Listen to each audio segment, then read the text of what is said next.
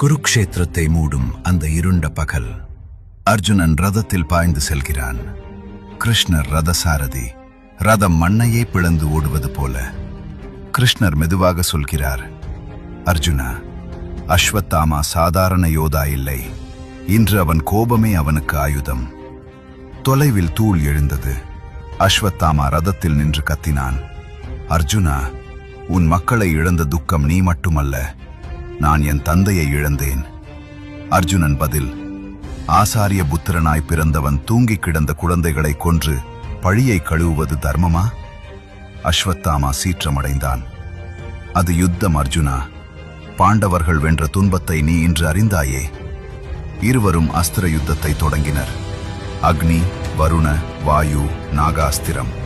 வானமே இரண்டாக பிளந்தது. அஸ்வத்தாமா கத்தினான், இதை தாங்கிப்பாரு. பிரம்மசிர அஸ்திரம். அவன் விட்ட அஸ்திரம் உலகையே எரிக்கும் தீயாக பாய்ந்தது. அர்ஜுனன் கிருஷ்ணரை நோக்கி பார்த்தான். மாதவா? கிருஷ்ணர் தலையாட்டினார். அர்ஜுனா, தர்மத்திற்காக பிரம்மசிரமே உன் கையில் உதிக்கும். விடு. அர்ஜுனன் தனது பிரம்மசிரத்தை விடுகிறான். இரண்டு அஸ்திரமும் வானில் மோதின. சூரியன் இரண்டாக மோதுவது போல ஒளி அனைத்தையும் மூடியது.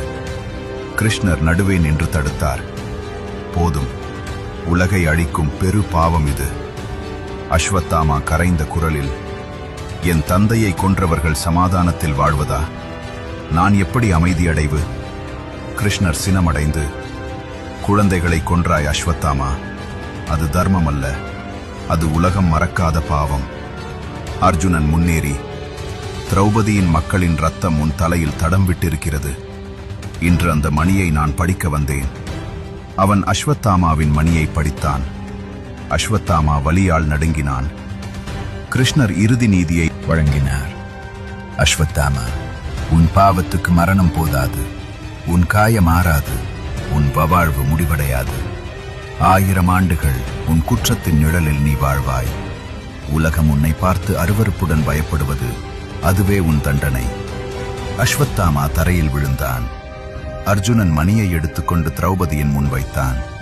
திரௌபதி கண்ணீர் மல்க, இப்போது என் மகன்கள் சாந்தியாக உறங்கிவிடட்டும். அந்த நாள் குருக்ஷேத்திரத்தின் கடைசி இரத்தத்துளி தர்மத்தின் கைகளில் விழுந்த நாள்.